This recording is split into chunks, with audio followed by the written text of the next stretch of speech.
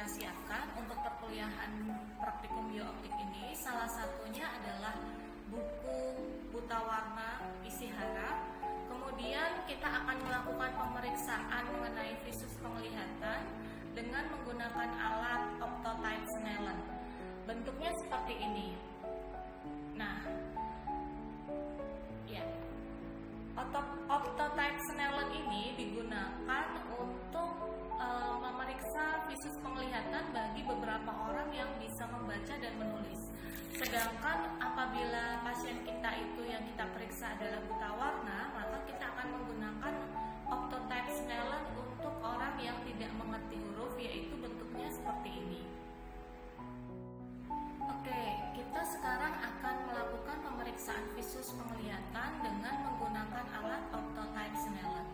Pemeriksaan visus penglihatan ini adalah untuk mengetahui mengenai ketajaman penglihatan seseorang, yang mana hal itu dilakukan apabila pada orang tersebut itu terdapat keluhan gangguan penglihatan, mulai menurun ketika dia melihat sesuatu menjadi tidak jelas dan lain sebagainya.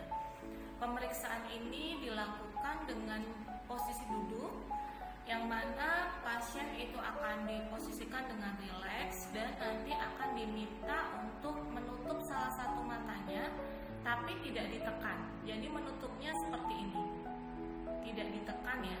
Nah, pemeriksaan ini dilakukan untuk mata kanan sendiri dan kemudian untuk mata kiri juga sendiri.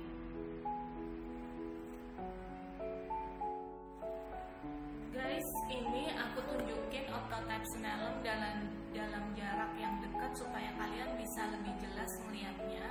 Jadi di sini ada huruf-huruf ya, huruf-huruf yang dia itu sudah diukur besaran hurufnya, yang mana di sebelah pinggir-pinggirnya itu ada angka yang menjadi penanda. Jadi misalkan huruf ini itu harusnya secara normal itu dia bisa dilihat dalam jarak 200 feet. Ini kita pakai feet di sini. Nah, 200 feet, kemudian ini adalah 160 feet, kemudian ini 120 feet, kemudian ini 80 feet, ini ada 60 feet, kemudian ada 50, 40, 30 feet, 25 feet, 20 feet, dan terakhir adalah 15 feet. Mungkin kalian melihatnya seolah-olah kayak kebalik ya. Ini karena kita kan menggunakan prinsip kamera. Ini aku syuting sendiri. Jadi mohon maaf kalau nggak bisa untuk membuat gambaran ini itu seperti normal kalau misalnya kalian ngelihat langsung. Jadi ini kesannya kayak kebalik gitu. Padahal enggak sebenarnya. Nah, tadi kita sudah sama-sama pahami bahwa jaraknya itu adalah 20 feet. Jarak 20 feet ini ada di angka sekian. Nah, jarak 20 feet ini yang menjadi patokan seseorang memiliki visus penglihatan normal. Jadi kalau misalkan orang itu dia itu 20 feet dalam jarak 20 feet atau 6 meter, dia bisa membaca huruf-huruf ini, maka dia memiliki visus penglihatan normal atau namanya visusnya 1. Nah, sebelumnya kan sudah ada kan teorinya yang kita kasih kemarin mengenai bahwa visus penglihatan seseorang itu normalnya 1, dan apabila dia tidak normal maka visus penglihatannya kurang dari 1. Oke, nah sekarang aku tunjukin ya prosedurnya gimana kita melakukan pemeriksaan optotype Snellen untuk pemeriksaan visus penglihatan. Belajar mengenai materi untuk biooptik. Oke, kita lihat penjelasannya bersama-sama ya. Langkah-langkah prosedur pemeriksaan visus penglihatan adalah sebagai berikut. Yang pertama, pastikan kita sebagai pemeriksa telah mencuci tangan terlebih dahulu. Jangan lupa kita harus mencuci tangan dengan 6 langkah. Langkah kedua adalah kita memberikan penjelasan terhadap tindakan yang akan kita lakukan, sekaligus kita meminta informed consent.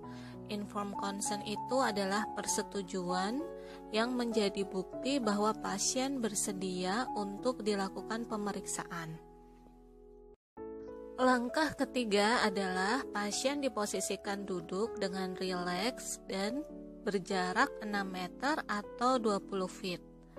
Pastikan pasien nanti bisa melihat sejajar dengan chart Snellen, dan kemudian pasien diperintahkan untuk menutup mata tanpa harus menekannya seperti yang tadi telah aku contohin. Nah, selanjutnya pasien kemudian dipastikan untuk tidak menengok kanan dan ke kiri dan tetap lurus melihat ke depan. Selain itu, pastikan ruangan tempat pemeriksaan itu memiliki cahaya yang baik, yang mana cahayanya itu tidak terang dan juga tidak redup. Selanjutnya, lakukan pemeriksaan dengan suara yang lantang untuk mengetahui apakah pasien itu bisa menangkap apa yang kita instruksikan. Pemeriksaan dimulai dari chart Snellen bagian atas yang kemudian turun ke bawah dari setiap barisnya. Perhatikan mana yang salah sebut dari huruf yang sudah kita tunjuk dan di mana pasien itu salah dalam menyebutkan. Jadi nanti akan ada perhitungan tersendiri.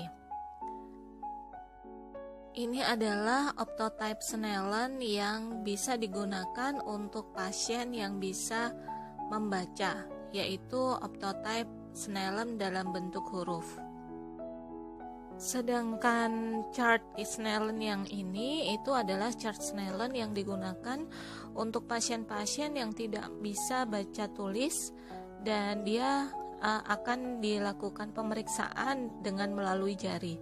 Jadi ketika kita menunjuk baris pertama itu nanti dia menirukan bentuk jarinya itu E-nya terbalik atau E-nya lurus, E-nya menghadap ke kanan atau E-nya menghadap ke kiri, itu dengan melalui 3 jari yang dinaikkan ke atas. Jadi jari tengah, jari telunjuk dan jari manis. Selanjutnya nanti kita akan menghitung visusnya dengan rumus V sama dengan D besar per D kecil, di mana V itu adalah visus atau ketajaman penglihatan, D besar itu adalah jarak yang bisa dilihat oleh mata normal, dan D kecil itu adalah jarak yang dilihat oleh pasien atau naracoba. Nah, detailnya akan kita lihat pada video berikutnya.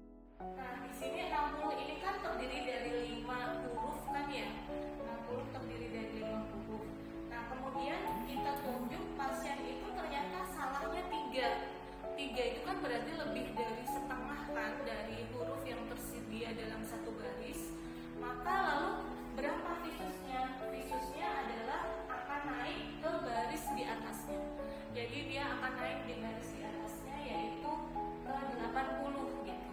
Jadi visus itu akan naik ke visus di atasnya kalau misalkan si pasien itu dalam menyebutkan huruf dalam satu baris itu dia salah sebut sampai lebih dari separuh huruf yang tersedia di sana. Jadi kalau misalnya hurufnya tersedia 5 berarti dia salah sekitar 3 gitu ya. Misal hurufnya tersedia 8 berarti dia salah sekitar 5. Tapi kalau salahnya setengah, 2 atau 1 itu maka visusnya berhenti di huruf di baris tersebut. Tapi kalau dia salahnya lebih dari separuh itu berarti dia akan naik visusnya ke baris yang di atasnya. Kalian paham kan maksudnya? Ya, terima kasih. Kemudian jangan lupa setelah kita cek itu baru satu mata teman-teman. Jadi kita harus ngecek mata yang lainnya, yang satunya lagi.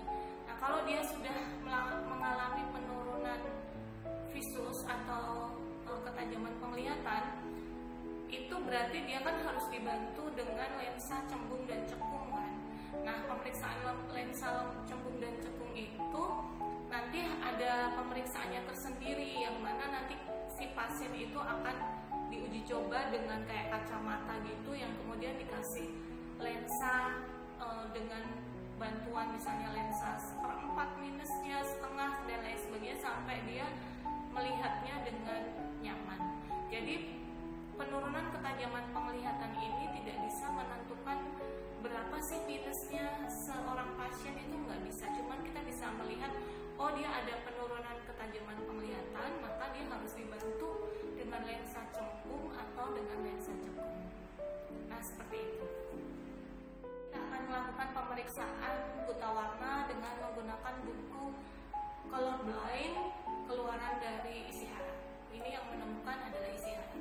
Nah di sini kita sih cuma tinggal buka aja gitu ya, dibuka aja di sini, kemudian nanti akan ada kayak gambar-gambar gitu yang kemudian pasien itu suruh menyebutkan angka atau kemudian ngikutin warnanya dan lain sebagainya. Nah penjelasan detailnya ada di teori ya, nanti kalian buka aja. Nah kurang lebih pemeriksaan untuk praktikum biooptik itu seperti itu. Jadi pemeriksaannya ada dua. Yang pertama adalah visus penglihatan dengan optotype Snellen tadi, sama pemeriksaan buta warna dengan menggunakan buku isi harap. Oke, semoga kalian paham dan semoga kegiatan ini bermanfaat bagi kita semua. Terima kasih atas perhatiannya. Assalamualaikum.